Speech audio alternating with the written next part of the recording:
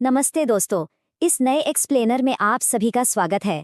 आज का हमारा फोकस एक ऐसे टॉपिक पर है जो चिलचिलाती गर्मी में हम सबके बहुत काम आने वाला है, बिना बिजली के सस्टेनेबल कूलिंग।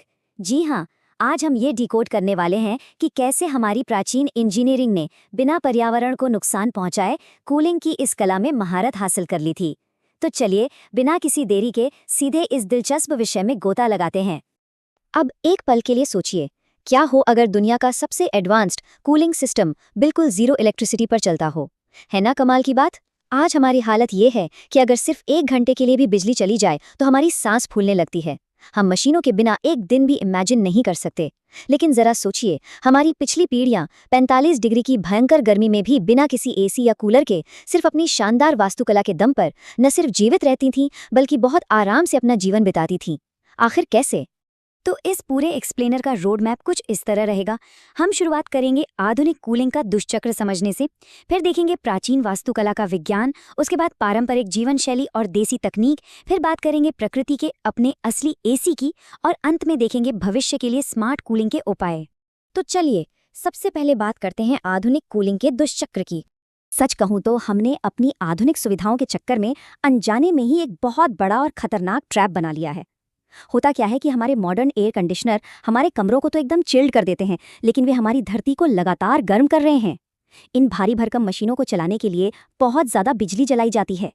ये मशीनें कमरों की गर्मी को बाहर फेंककर हमारे शहरों को हीट आइलैंड्स में बदल रही हैं। मतलब हम प्रकृति के साथ मिलकर चलने के बजाय उसके खिलाफ एक हारी हुई लड़ाई लड़ रहे हैं। और यह एक ऐसा दुष्चक्र बन गया है कि इसी वजह से हमारे शहर हर साल और भी ज़्यादा गर्म होते जा रहे हैं। अब आगे बढ़ते हैं और देखते हैं प्राचीन वास्तुकला का विज्ञान, जो सच में किसी चमत्कार से कम नहीं है। थर्मल मास और टाइम लैग सुनने में बड़ा टेक्निकल लगता है ना, लेकिन हमारे पूर्वज इसमें मास्टर थे।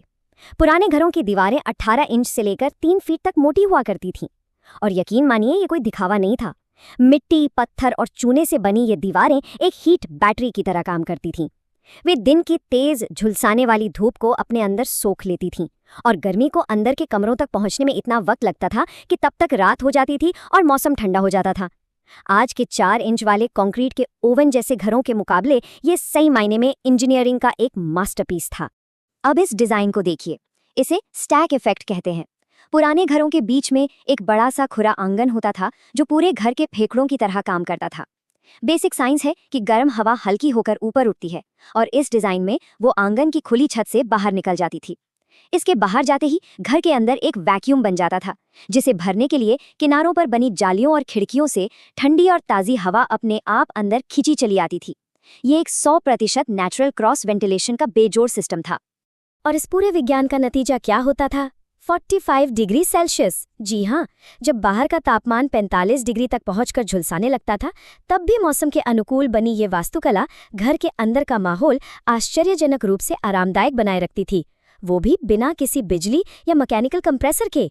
और हाँ, इस शानदार वास्तुकला की बात हो और हम बावड़ियों का जिक्र न करें, ऐसा कैसे हो सकता है?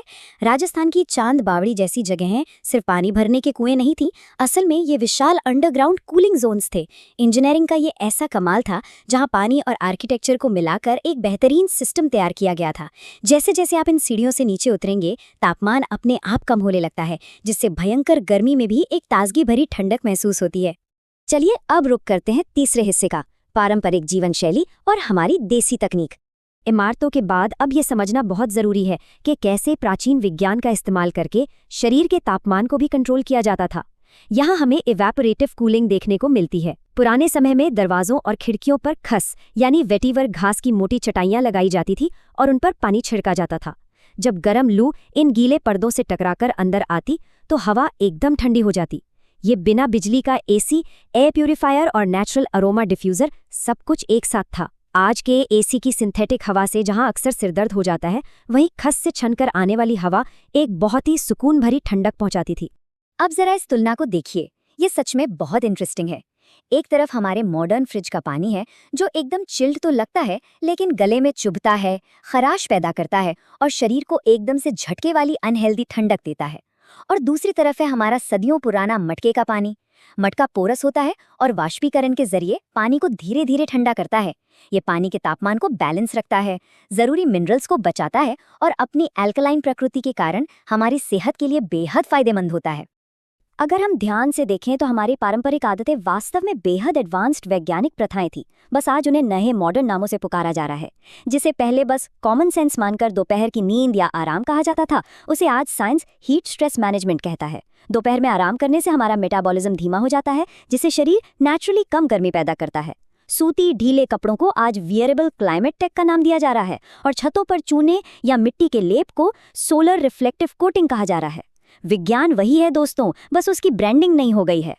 बाहरी ठंडक तो हो गई, लेकिन शरीर को अंदर से ठंडा रखना भी उतना ही जरूरी था। सत्तू, जिसे हम बेहतरीन कूलिंग प्रोटीन कह सकते हैं, गोंद कतीरा जो एक नेचुरल जेली है और पेट की सारी गर्मी खींच लेता है, आम पन्ना और कच्चा प्याज जो इलेक्ट्रोलाइट्स को बैलेंस करने वाली एकदम नेचुरल दवाएं हैं, और छाछ या लस्सी जो शरीर को हाइड्रेशन और मिनरल्स देते हैं। ये सभी drinks natural heat stroke medicine की तरह काम करते थे। आज के चीनी और केमिकल से भरे एनर्जी ड्रिंक्स इनका मुकाबला किसी भी हाल में नहीं कर सकते।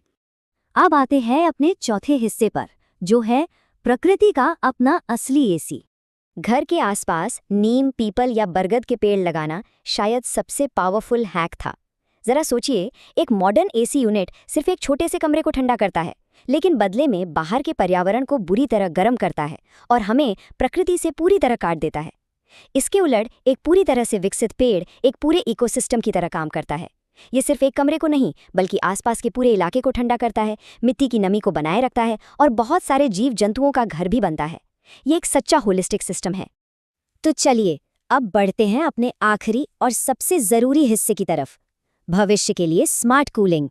इन सभी प्राचीन धारणाओं को आज की आधुनिक दुनिया में इस्तेमाल करने का एक बहुत ही बेहतरीन उदाहरण है जयपुर के वीटी रोड बस स्टैंड के पास बना ये नेट जीरो कूलिंग स्टेशन। ये हमारे मॉडर्न सर्वाइवल का एक शानदार ब्लूप्रिंट है। ये पूरी तरह से सौर ऊर्जा से चलता है, जो पंखे, लाइट्स और मिस्ट सिस्टम को पावर देता है। इसमें खस की कटिंग्स का इस्तेमाल प्राकृतिक कूलिंग के लिए किया गया है और गर्म हवा को बाहर निकालने के लिए एक विंड टावर भी लगाया गया है। सबसे अच्छी बात यह है कि इसे चिलचिलाती धूप में काम करने वाले डिलीवरी वर्कर्स और वेंडर्स की राहत के लिए बनाया गया है। ये साबित करता है कि हम सोलर पावर और खस जैसी प्राचीन कूलिंग तकनीक को एक साथ मिलाकर भविष्य के लिए कितने शानदार समाधान निकाल सकते हैं। इस पूरे एक्सप्लेनर का निचोड़ इस एक विचार में गहराई से छिपा है। प्राचीन लोग पिछड़े नहीं थे, वे गहराई से बुद्धिमान थे। उन्होंने प्रकृति को हराने की कोशिश कभी नहीं की, बल्कि उन्होंने इसके साथ जीना सीखा। और यही सच है। सच्ची आरामदायक स्थिति और सस्टेनेबिलिटी प्रकृति से लड़ने में नहीं, बल्कि उसके साथ पूरी तरह से तालमेल बिठाने में ही है। और इसी विचार के साथ हम अपनी इस चर्चा के अंत में आ गए हैं। अब सोचने वाली बात यह है कि आधुनिक सुविधा और प्राचीन ज्ञान के बीच हमें किसका साथ देना चाहिए, टीम एसी या टीम एंशिएंट कूलिंग। ये समय है कि हम सब अपनी जीवन शैली पर थोड़ा विचार करें। मैं ये नहीं कह रहा कि सब कुछ एक ही दिन में बदल दिया जाए, लेकिन घड़े का पानी अपनाना, सूती कपड़े पहनना या अपने आसपास एक पेड़ लगाना, ये छोटे छोटे सस्टेनेबल कदम भी बहुत बड़ा बदलाव ला सकते हैं। तो इसी सवाल के साथ आज का यह एक्सप्लेनर यहीं समाप्त होता है। भविष्य में ऐसे ही और गहराई से जुड़े विषयों पर फिर से चर्चा करेंगे। तब तक के लिए अपना ख्याल रखें और ठंडे रहें।